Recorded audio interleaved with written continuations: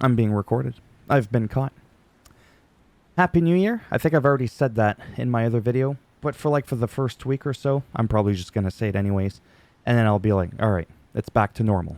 Punk was shown 3 times in the intro. I thought that was interesting because everybody else was shown like once or twice. Not insinuating anything. I just make those little observations. Wade Barrett and Michael Cole actually opened up the show in the middle of the ring. Then Nia Jax won against Becky Lynch, and to me, that was a huge win for her. Becky was bleeding again. I'm unsure if that was an actual, real injury, because if you remember way back in November 12th, you can look at my cheat sheets. I didn't write it down. Yeah, that's right. November 12th, 2018, about a year before the whole COVID shenanigan. That's what made Becky Lynch the man. That's why that line when she's like, I'm the woman that made the man, that was actually a really, really good line. Because that's where that comes from. That's where that stemmed from. And she had a broken nose and she was bleeding all over. Generally speaking, I'm never going to pretend like I know the ins and outs of the business, okay? I don't think the blood that you see on women is ever fake. I don't think they blade or any of that stuff. Maybe I'm gullible. I'm just saying they're not John Moxley from AEW. I believe that might have been real because Nia, part of the reason I used to really, hate on her is not the right word. Her character, not her as a human being, is that she would kind of be known to be injuring people quite a bit. But there's no doubt that her in front of the camera, in the ring, she can do her thing. I just, was never, and I'm still not invested in her. I wish her the best, of course. Unless it's Ryback. Fuck that clown. It is what it is. That was just a huge win for her. And I'm okay with that. Doesn't always have to be Becky Lynch winning everything. So I was actually quite okay with this. And truth be told, as much as I might dunk on Nia, she's a lot more comfortable in the ring than a lot of other people. And for the few people out there that are going to be like, oh, you're just talking trash about her because she's a bigger woman. Bitch, do you know how much I love Piper Niven? Have you seen what she looks like, with all due respect? I love Piper Niven. Love Piper. Always have. Okay? So that has nothing to do with that. Just to clarify. Just in case you're thinking. I think Nia Jax is more comfortable in the ring half the time than Chelsea Green and Zelina Vega, for fuck's sakes. So don't give me that bullshit. Moving on. This is what I do with my videos. I recap the matches, but I don't always have an in-depth play-by-play. Because if you wanted to see that, just click on the goddamn video. You could see the match for yourself. As always, Cody Rhodes... Well, not as always. Cody Rhodes came out to talk about Shinsuke Nakamura. And then Shinsuke appeared on the screen in this vignette promo. This is a beautiful screenshot right there, except for the play button in the middle. I love this guy, man. So much. And then they were showing a cartoon. It looked like a Marvel cartoon of Shinsuke Nakamura and Cody Rhodes and all that. It was just great. Loved the both of them. They're just so amazing. It was just a great moment. It's like I said before, oftentimes some of the most entertaining moments for me during an entire Raw or SmackDown or any other wrestling show I may watch, AEW, that's right, I watch them sometimes when I have time. Some of the biggest entertainment moments aren't always in the middle of that ring. So for me, this pretty much definitely had the E in WWE for an out-of-the-ring segment. Even though Cody was in the ring, you know what I mean. So that was great. Then we had something that wasn't so great. And they didn't show it? Oh, yeah, right there. Just bam. One little line. They didn't even show a recap of it. Even Truth is like, what the hell's going on there? So we had Kofi versus Kofi Kingston and main event Jey Uso versus Imperium. And and Imperium's music slightly changed, which I think is so much better. Oh my god, it is so much better. Their other music sucked. It really, really did. So Giovanni was on the second rope, right? And he jumps off. And Kofi Kingston caught him with a drop kick right to the side of the head. but it looked a lot more painful than it was supposed to be. And the ref did the X. Medical team came in. They just ended that match right away, but they actually awarded Kofi the win. Whatever. But he's fine. He was on Twitter. Didn't understand a thing he said, but he's doing good. He's all right. He's not like in a, like in a Big E kind of situation sort of thing, right? So that was always good news. Now, I'm so happy, man. This to me was like probably definitely, most definitely, absolutely was the highlight of the night for me. So The Miz came out for Miz TV, and he was going to welcome Judgment Day, but R-Truth came out. And it was just really, really funny because, fuck, it's R-Truth. You can watch it right there. I mean, I don't need to describe it in full detail. And JD McNugget and Dirty Dom came out, and then Truth would be like, like when you watch TV, when you watch wrestling, you've got the team at the top left for the tag team, and then at the bottom right, opposite corner. Truth was at the top right because he was like, I'm still representing Judgment Day. Guy is amazing. He's super talented. Guy's like 50, 51 years old. He's the same age as The Rock and pretty much the same age as me. And the guy can go like he's 30. Like, he's just amazing. He's very active on Twitter as well, or X. X just sounds a little perverted. Kind of like that smirk I had looking at my initial... Anyways. Yeah, so to me, this was just absolutely amazing. Had a lot of fun with this. I hope Miz gets a nice little push. Same with Truth, man, because he's a really good competitor. He's not just a comedy act. He isn't. And we had a vignette promo with the new tag champs and Chelsea Green and Piper Niven. It was interesting because it made it look like a movie. It was actually pretty interesting. Now, when we had Ivy Nile versus Rhea Ripley, it was a great match. But I was always like thinking to myself right from the get-go, from a scripting perspective, I'm like, yeah, there's no way Rhea Ripley's winning this. I'm not saying that Ivy doesn't ever deserve a championship. That's not what I'm saying, because she's really good. She's strong. She's small, but yet she's buff. She's built. And you have to remember, when a lot of people say it's not believable, well, it's wrestling. This isn't like the UFC. If this was the UFC, it would be very unlikely. Well, you can't always say that, but now that I open that bag, let me pull everything out of it before I close it back up. In the UFC, you would never see somebody like Conor McGregor go up against Brock Lesnar, because it's generally understood that if both combatants are of equal skill, they're part of that elite level skill. If you outweigh your opponent 2-1, size isn't everything, but it's something when you're both on the same playing field in terms of skill. So usually a Brock Lesnar would always squash a Conor McGregor. On the street, that's not the case. Most people that you see that look like Brock Lesnar, you could just karate chop them right in the fucking windpipe and the trachea and they go down. And you'll be able to hit them there because they're slow. Because they're bodybuilders, right? Not everybody's like a trained fucking hitman, right? Still a nice match. I'd still like to see Ivy get a nice push. She takes, her physique, the training and all that very seriously. But Rhea Ripley, to me is like the greatest thing that's happened, and I can't even tell you. To me, she's like, and I'm not even exaggerating. To me, she's on a higher level than Roman Reigns. To me, I'd be okay with her running with the belt for a couple of years because she's always around. And just to clarify, I have nothing against Roman Reigns. I love Roman Reigns to death, a lot more than you might know. But I'm unbiased.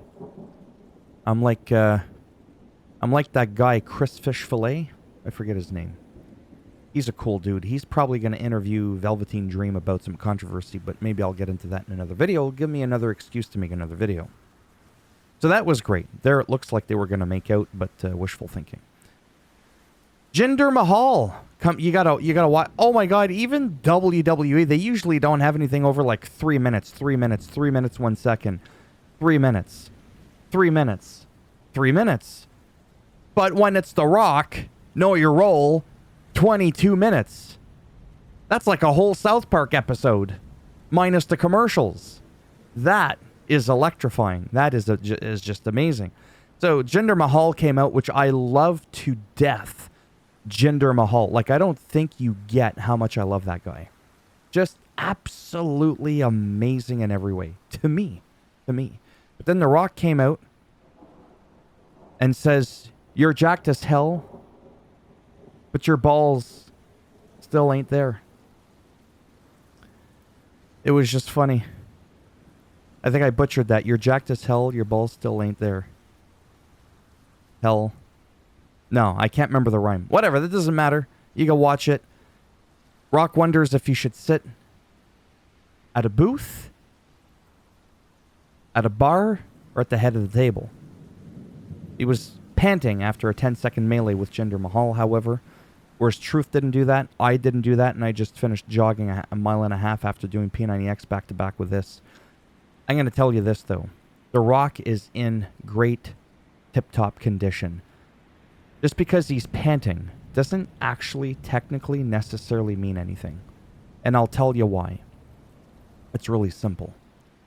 I have gone hiking in like 100, 110 Fahrenheit weather for like a very, very long time.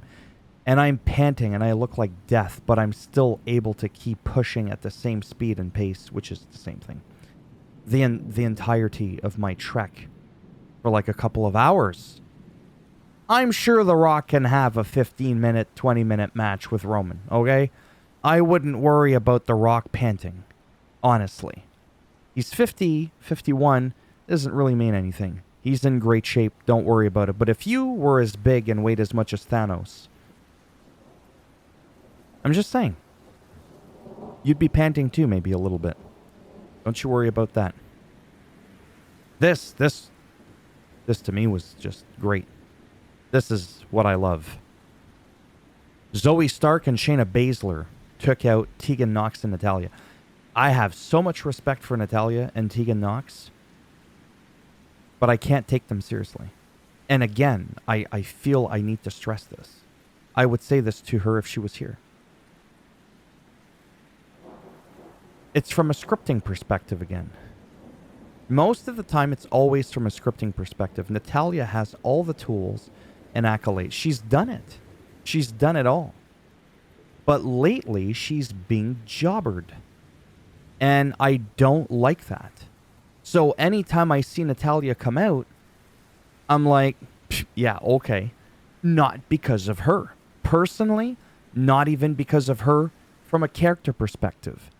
All from the scripting. I just knew it's not going to happen.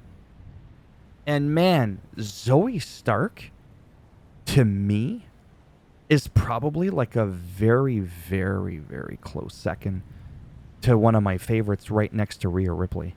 She is really good. Shayna Baszler as well. I'm just a little bit more, okay, on board with Zoe Stark, but I love these two, man, and I'm glad that she's around. She's being showcased pretty much like on her own, not as like the underwing of Ronda Rousey or anything like that.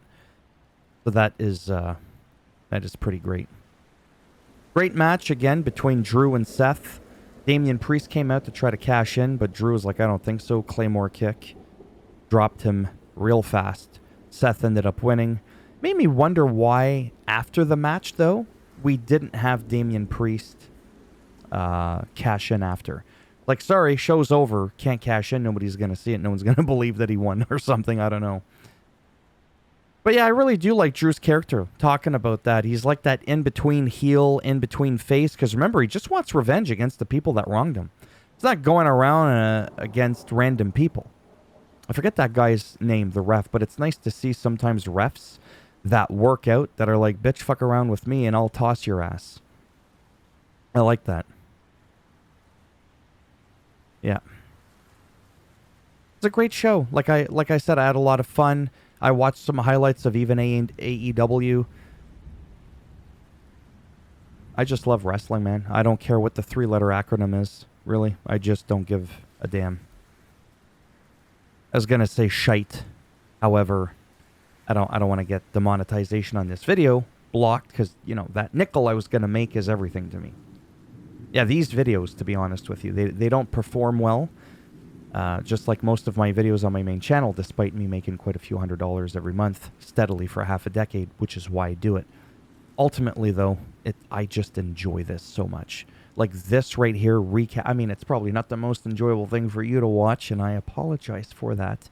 I'm not exactly Dave Chappelle, although I thought I was sometimes. I just love this, like this right here. I don't have to think too much. I don't have to play some convoluted puzzle in Zelda and show you a walkthrough. Those are all things that I've done, and usually the videos that make the most money. But just being able to talk off the top of my head, no script, just let it flow. Like, those are the things that I enjoy the most ever. But go figure, they're the ones that I've never even made a nickel on, even after half a decade. That should usually tell you something right there. If you repeat the same thing expecting a different result, that's insanity. Then again, if you repeat the same thing working out, you do get results. That made no sense, but in an R-Truth kind of way, it did. God, I love that guy. And The Miz. It's so nice to be able to watch modern wrestling and still see some friendly faces from a little while back. I don't like when it's like a complete revamp. It really sucks. But then the new people that have only been around for a short while, in 15 years, hopefully they're still around. So it always gives you that transition. It never feels like you're going from old to new. It's like a slow, methodical pace transition kind of thing. And I want one of those shirts Finn and Damien and Rhea and Dirty Dom and then R-Truth based it on. It's great. As always, thumbs up if you liked the video. It does greatly help support the channel with the algorithm. You can let me know in the comment section what you thought of the show. Anything relating to wrestling, just in general. You can ask me any questions.